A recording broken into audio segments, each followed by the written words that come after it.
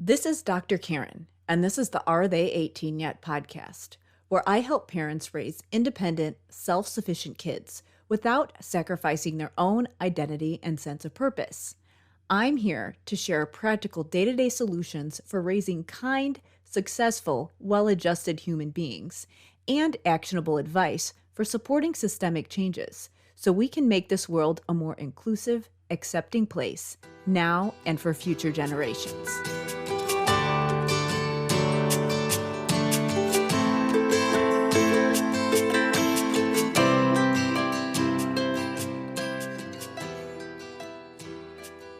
Hey everybody, it's Dr. Karen, and welcome to episode 67 of the Are They 18 Yet podcast.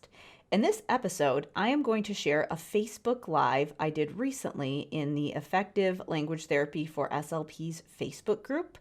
I will actually link to that Facebook group in the show notes. This is actually a group that I started, and the purpose of the group was just to give SLPs a place to go for some resources for language therapy. And I do share some regular tips in there and information about some of the frameworks that I teach. So if you're an SLP or a related professional or somebody who is supporting K-12 kids, you're welcome to check it out. It is for SLPs, but if you're not an SLP and you're in a related profession, then you're definitely welcome to join us and check it out. But I recently did some live sessions in the group because I wanted to share a couple things for the people who are interested in joining Language Therapy Advanced Foundations, my signature course, because I am doing some special Q&A sessions in July. And so for people who are interested in joining, this is definitely a good time to do that because I am going to be doing some extra sessions and I'm going to be opening up my calendar for some one-on-one consults for members, which is something that I don't normally do, but because it's July, people have a little bit more time and flexibility during the day because people are not in school. I decided to do that for the members. So in this live session, I share the information that it's similar to what I offer in one of my free webinars that I have been sharing on the show. And I wanted to do it in kind of an abbreviated form because I know that sometimes people want the short version and want just to get an idea of the framework. This is also the framework that I teach in Language Therapy Advanced Foundations, my program for SLPs that helps them to create a system for language therapy. So in this specific episode, I talk about vocabulary and what it actually means and how we define it. And the reason being is because I have a framework that I teach SLPs who want a place to start in language therapy, who aren't really sure how to start tackling this massive area. Because when we're thinking about language, there's a lot of different things you could be focusing on. There is high-level comprehension, there's literacy, there's all these discrete language skills, there is executive functioning, and a lot of the people who come to me for help want to know, where do I start? And so we need kind of an entry point in a framework to start with so that we can start designing that system and then build from there. So a lot of people want a curriculum and something that's kind of scripted, but the problem with that, if you are a professional who is working with kids who are struggling, those kids, they're in the general education curriculum. The idea of a curriculum isn't working for them. They need something that's a little bit more customized. So if you are going to use something that's kind of scripted, then it's not going to work for them because it's already not working for them. It's obviously too rigid. It needs to be a little bit more specific. A lot of times with the curriculum, what happens is that kids, in order to be successful, they need to be able to go at a certain pace and they need to learn a lot of language skills and they need to rely on that implicit learning. And some kids need things to be broken down and they need it to be a little bit more direct. And so when you have something that's kind of moving along at a certain pace and kids need you to spend more time teaching some of those skills directly, well, then they end up kind of falling through the cracks. And then what happens is that you're working on those really important comprehension strategies that kids need in order to be able to have functional application of skills. But when kids aren't making progress, a lot of times it's because they don't have those underlying language skills that they need in order to succeed. And so what I teach people how to do is to build those skills and build them in a way that it's going to pull in some of those high level skills and support them when we eventually get to the point that we do want to work directly on those. And the other thing that I think about when I am mentoring professionals is that we want to think about all the skills that kids know how to do, and we also want to think about the skills that kids need in order to be successful, some of the skills that they don't have yet. And so when we are professionals trying to think about what do I do to help this child, a lot of times people want to know, what goals do I write? Where do I start in therapy? What is my role specifically? Because I'm, if you're an SLP or a teacher, who's supposed to do what? Well, a lot of times it's hard for me to make recommendations for that person without knowing the context and without knowing what skills other people are working on. So a lot of times when I make recommendations and I say the SLP should be working on this, well, a lot of times we have to use some kind of a system or a framework to help make decisions, but it is very context dependent, because a lot of times what I might recommend for one person is different from another person, because maybe they have different people who are on a team who are working on some of the skills that they might not be able to get to, and all of those things. But the reason that I focus so heavily on vocabulary is because it has such an impact on academic skills. And when we think about vocabulary, it's actually a lot more expansive than people think. So when I say I'm building vocabulary skills, and that's what I recommend, I'm not just talking about whether kids can name and identify words. I'm talking about much more than that, and I'm talking about much more functional application than that. And so in this episode, I wanted to talk about what I actually mean when I say we should be working on kids' vocabulary, because a lot of times it has to do with the what. So what skills do we think we're actually working on when we're building word knowledge? And how are we actually doing that? Because what we want to do is that we don't just want to teach kids words.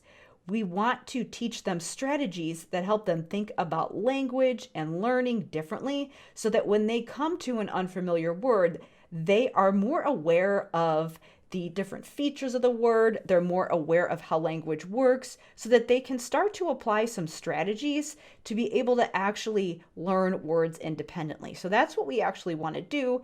That's what's going to help build those higher level skills. And so in this live, I talk about the components of the framework that I teach, specifically when it comes to defining what I mean when I say you should be focusing on vocabulary in therapy, and that should be your main area of focus. I want to talk about what all I actually mean, because it's way more than just naming and identifying words. This is the way that we're actually going to help kids to build the language skills that they need in order to succeed in school and to be able to support those other skills that they're doing. So I wanted to dive into that in this episode. Again, I do mention Language Therapy Advanced Foundations because this is the framework that I teach in that program. If you want more information about that, if you are an SLP and you want a better system for language therapy, you want to know where to start, you want to get on the right track so that you can support your students' language and literacy skills in a way that is evidence-based, then definitely check out the enrollment page. You can go to drkarenspeech.com/language therapy. Again, that's drkarenspeech.com/language therapy. So now I will share my Facebook Live that I did where I talked about what vocabulary is and why it is so important.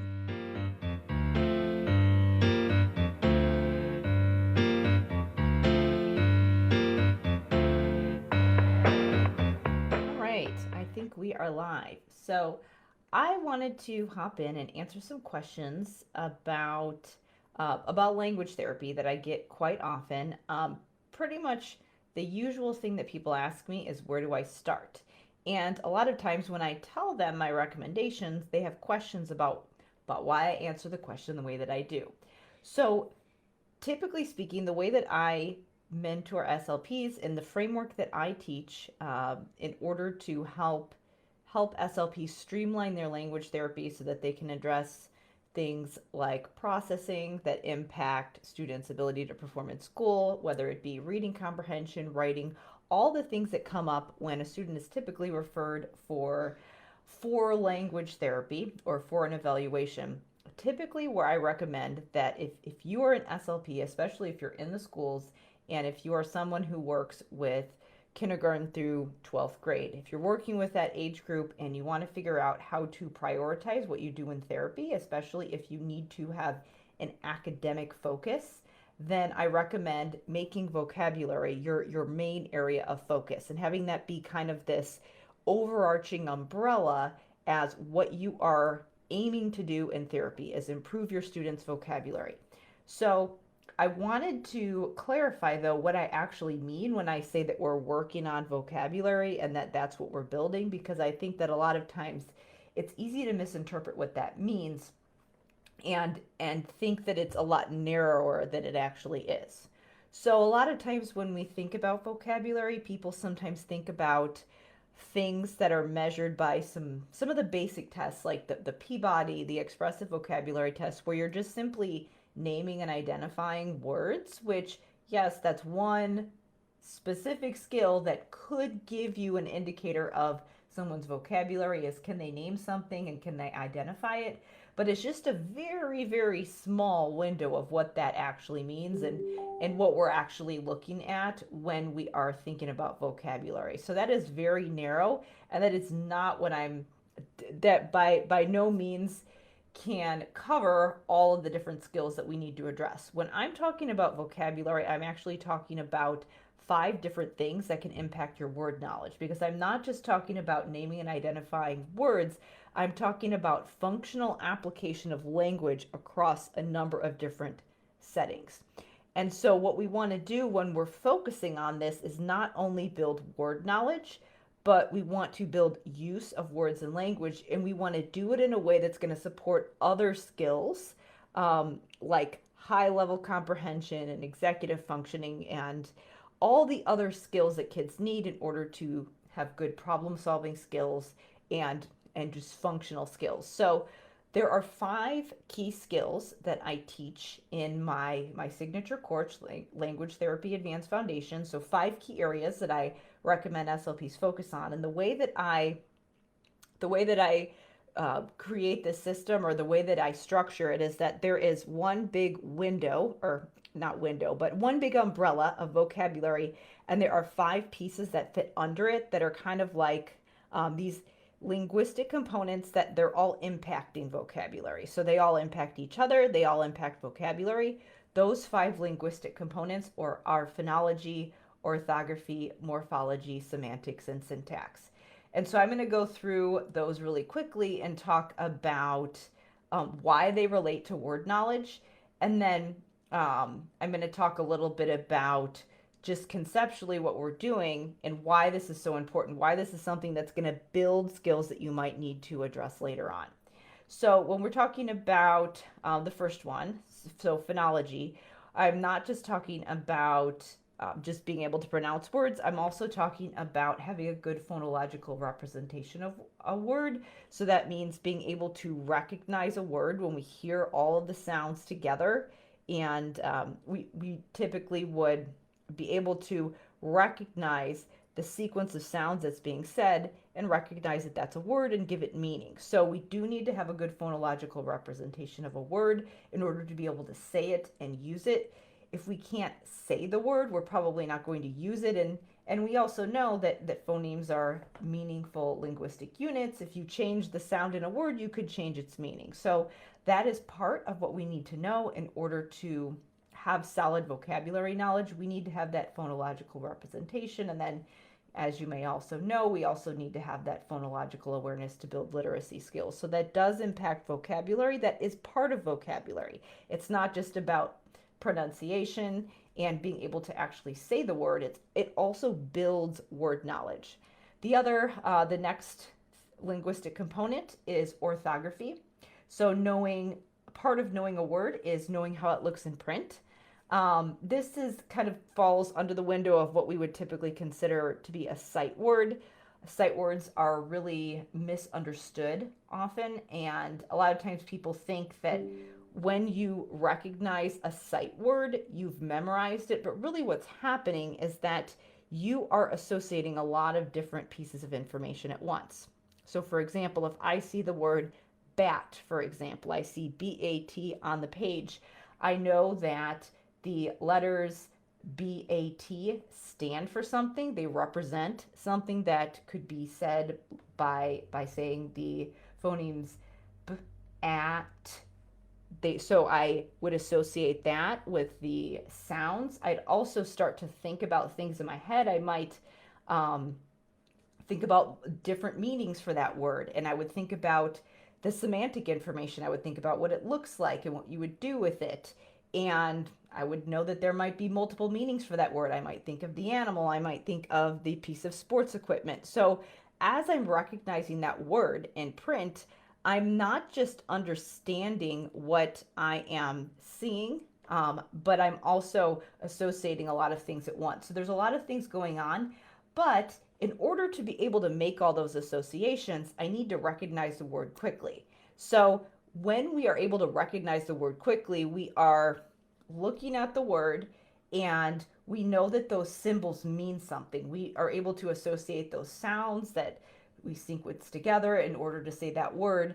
And so when we're able to do it automatically like that without having to, quote, sound it out, then we've developed that mental orthographic image. So that is part of vocabulary. And to add to that, there are a lot of things relating to spelling that do impact the meaning of a word. Spellings can change the meaning of a word. If you've got words that might be spelled differently, but they might sound the same but be spelled differently, like the words steak and steak. So as in steak, like a piece of meat, or steak as in the steak that you put in the ground, for example. So spelling can impact meaning.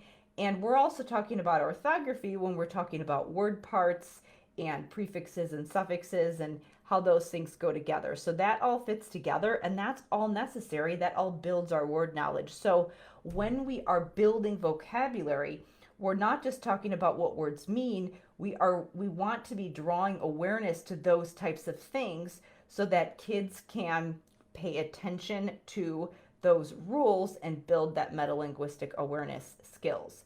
So when we're talking about orthography, we want to use strategies that are going to help kids to look at words differently and think about words and build those connections.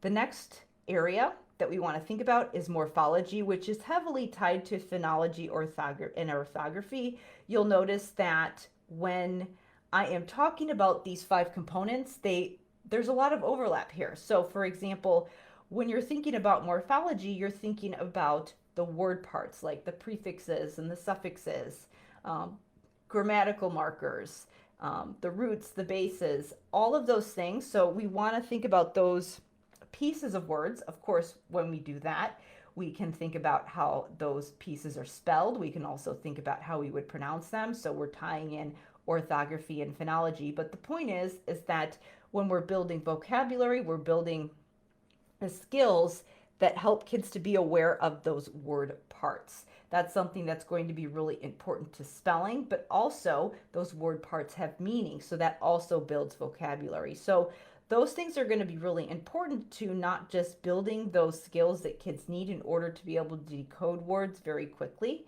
but also to be able to have that comprehension of what they're reading.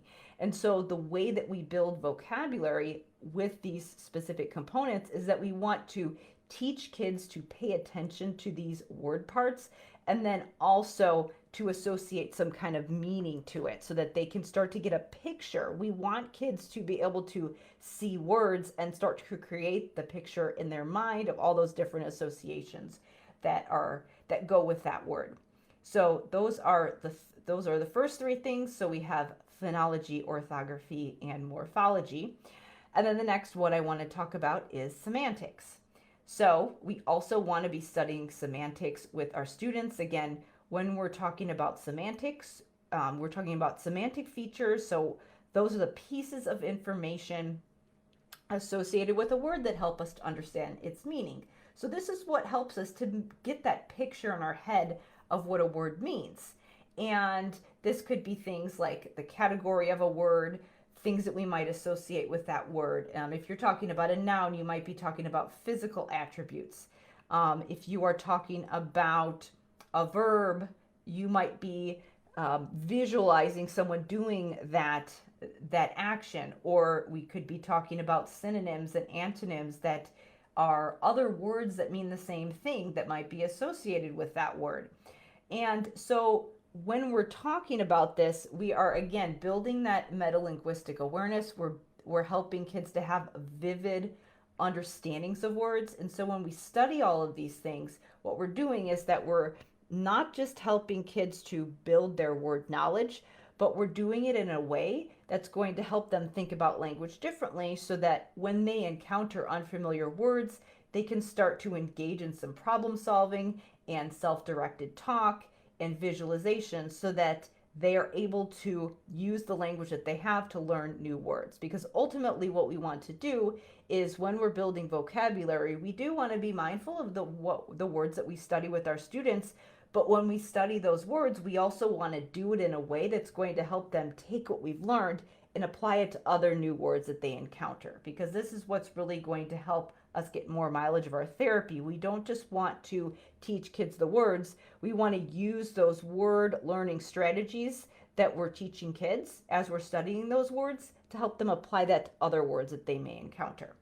The final strategy, or the final linguistic component that I want to talk about, is syntax.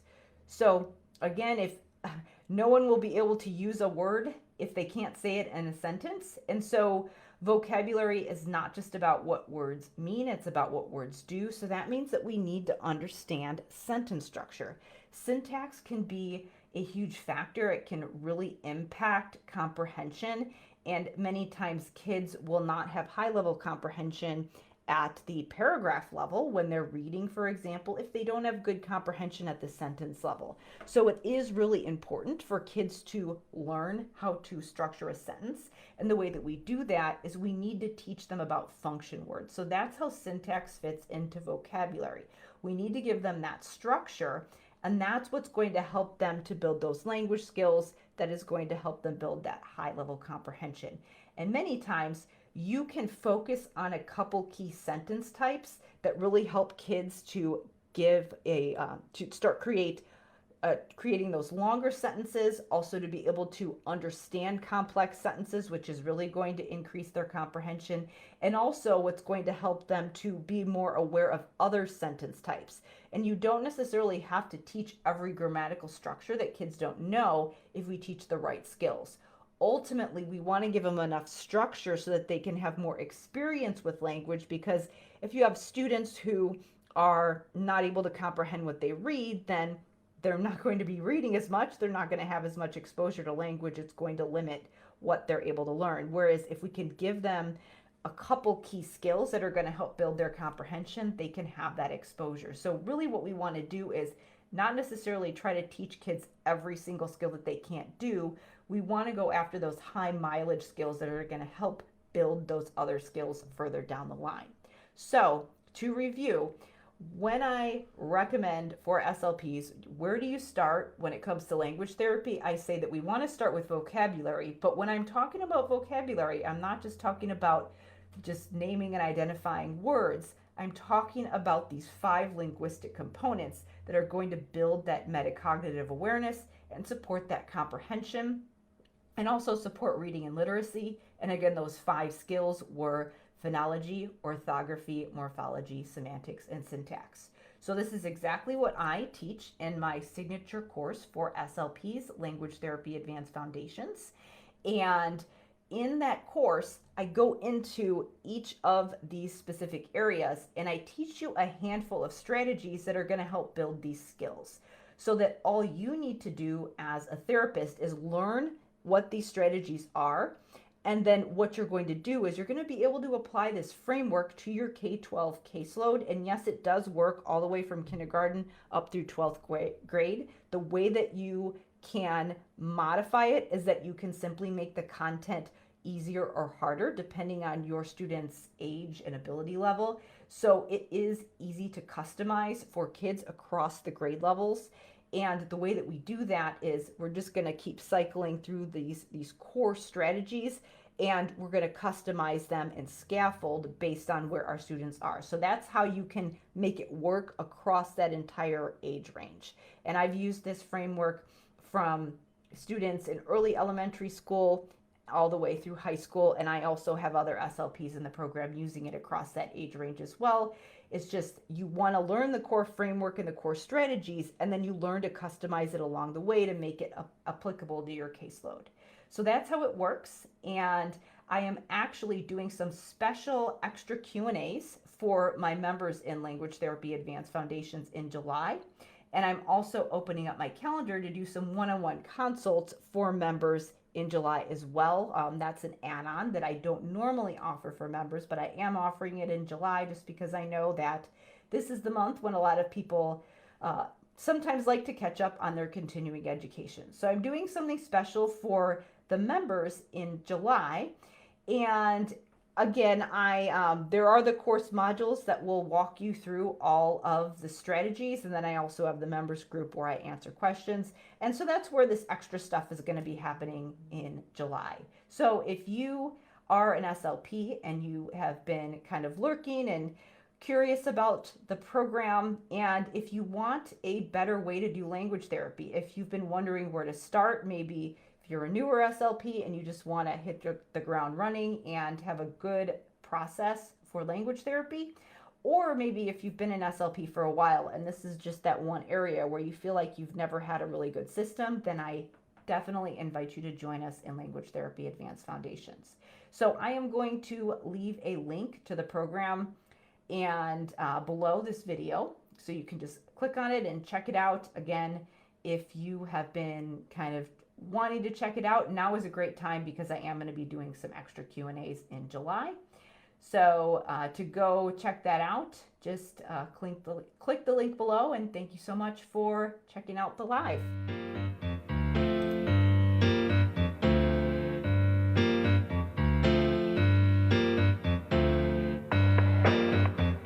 Before we wrap up, I wanted to share again, if you haven't joined me yet in the Effective Language Therapy for SLPs Facebook group, definitely check out the show notes to get the link to join the group. Again, I created this group to have a place to share some resources for language therapy if you are an SLP or a related professional. And if you want to learn more about how to support kids' language and literacy skills.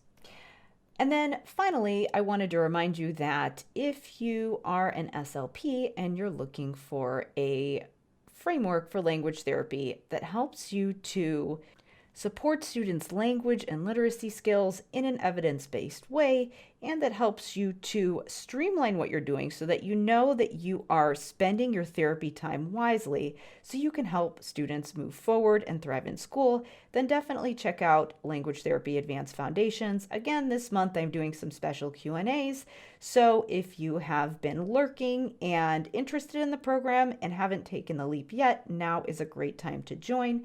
Just go to drkarenspeech.com/language therapy for more information. Again, that's drkarenspeech.com/language therapy. So thank you so much for listening. Again, if you found this information helpful, remember it always helps us to get this information into the hands of people who need it if you share the episode. So definitely share this with any of your colleagues or friends who you think would benefit from the information. And if you enjoyed the show, then definitely hop over to Apple or Spotify or wherever you listen to your podcasts and leave us a review and let us know what you think of the show. For now, I'll wrap up, but I will see you next time. Thank you so much for listening.